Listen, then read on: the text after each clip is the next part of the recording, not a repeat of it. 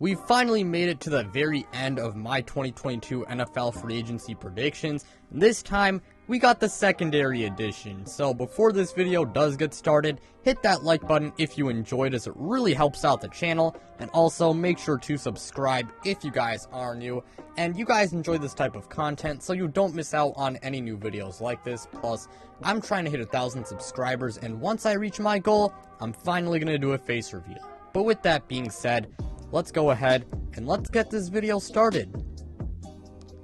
Let's start this video off with the crown jewel when it comes to secondary free agents, and that is J.C. Jackson. J.C. Jackson in the past couple of seasons has established himself as one of the best cornerbacks in the NFL, and it looks like he wants to get paid this offseason. Now, he could always return to my New England Patriots. Please do that, J.C. Jackson.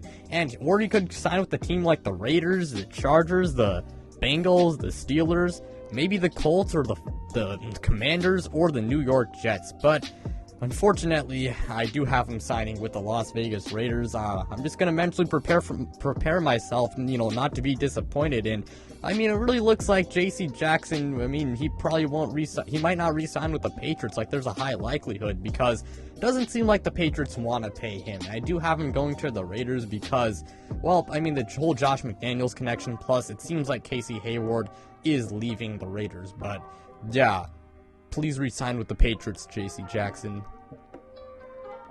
The next guy we have is Stephon Gilmore. Now, Stephon Gilmore did, only play like half the season because he was recovering from an injury.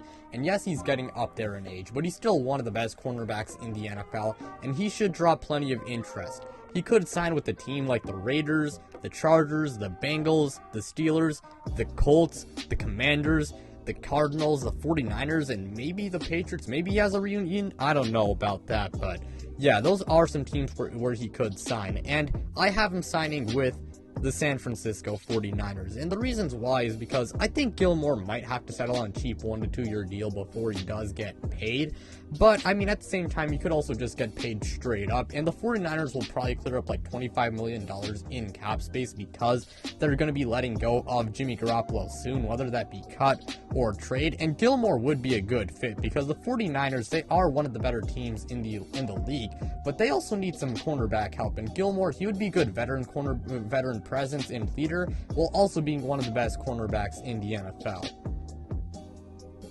Carlton Davis is the next player we're going to talk about, and he's coming off a career season, and while I don't think he's as good as J.C. Jackson and Stephon Gilmore, he's still a really good player. He could always return to the Tampa Bay Buccaneers, the Raiders could sign him, maybe the Cincinnati Bengals do, the Steelers could, the Colts could, the Commanders could, the Seahawks maybe, the Chargers, the Jets. However, I do have him signing with the Cincinnati Bengals. The Bengals, they really do need like one more outside corner to pair next to Chidobe Awuzie, and Carlton Davis is coming off a career season, and I do think he would be a pretty good complement next to Chidobe, and he would definitely help that Bengals secondary a lot. After him, we have Casey Hayward. Casey Hayward is coming off a bounce-back season, and there should be a lot of interest in him despite the fact that he is getting up there in age. Maybe he does return to the Las Vegas Raiders, the Colts could sign him, the Chargers could maybe reunite with him, the Seahawks might sign him, the Commanders could, and maybe the Patriots do in the event that J.C. Jackson does leave. I do have him signing with the Indianapolis Colts, though. As many reports have actually come out, I believe that Hayward, he really might join the Indianapolis Colts and, to reunite with Gus Bradley, who was the Raiders defensive coordinator this past season, but he did join the Colts. So I got Casey Hayward joining the Colts. After him, we have Rasul Douglas. Now, Rasul Douglas kind of came out of the blue, and he was fantastic for the Green Bay Packers. And because he was so damn good, I do think that, there should be a high market for him. Maybe the Packers bring him back, because he was so good. The Patriots could, target him if J.C. Jackson leaves. The Jaguars could, the Jets could, the Commanders could, the Bears could.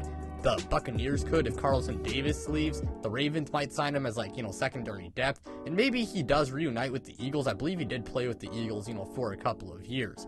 But I do have Rasul Douglas, signing with the New England Patriots. And yeah, I might be, like, a little bit biased here. But, I mean, J.C. Jackson, I predicted that he would leave the Patriots, unfortunately. And Rasul Douglas, he's still kind of young. I think he's, like, 26, 27 years old. And he was great for the Packers. And he's a really good man corner. And I think that, he could definitely help fill the void that J.C. Jackson might, leave if he does end up, departing from the Patriots. Kyle Fuller is the next guy we will be talking about. Now, Kyle Fuller in the past few seasons was one of the best cornerbacks in the NFL, but this past year he was really bad. And even though he was really bad, and even though he is on the wrong side of 30, because of how good he was in past seasons, I think he will still garner, a lot of interest from teams. The Vikings could sign him, the Bears could maybe reunite with him. He could always, go to Baltimore. I do believe that he was born in Maryland.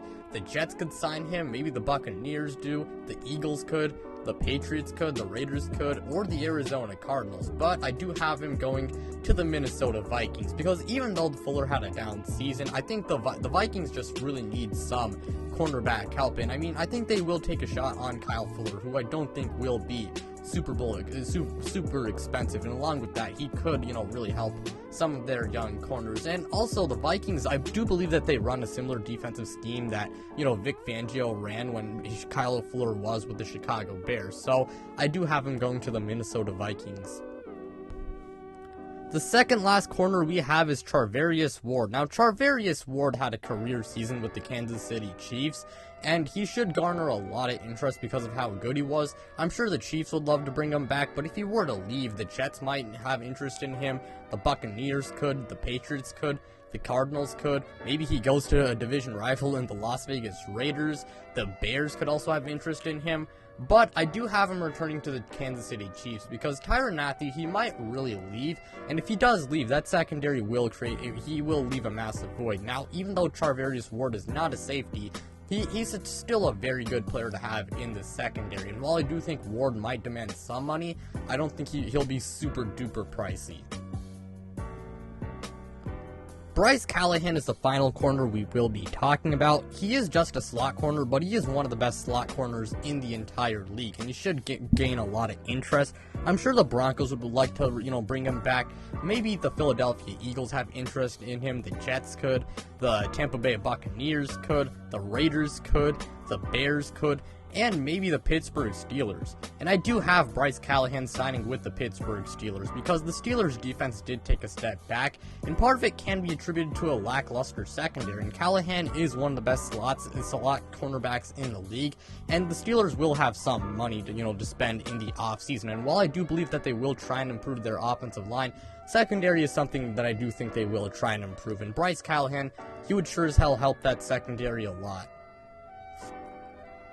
The first player we will be covering when it comes to safeties is none other than Tyrann Mathieu, who is one of the best in the league when it comes to safeties in the league.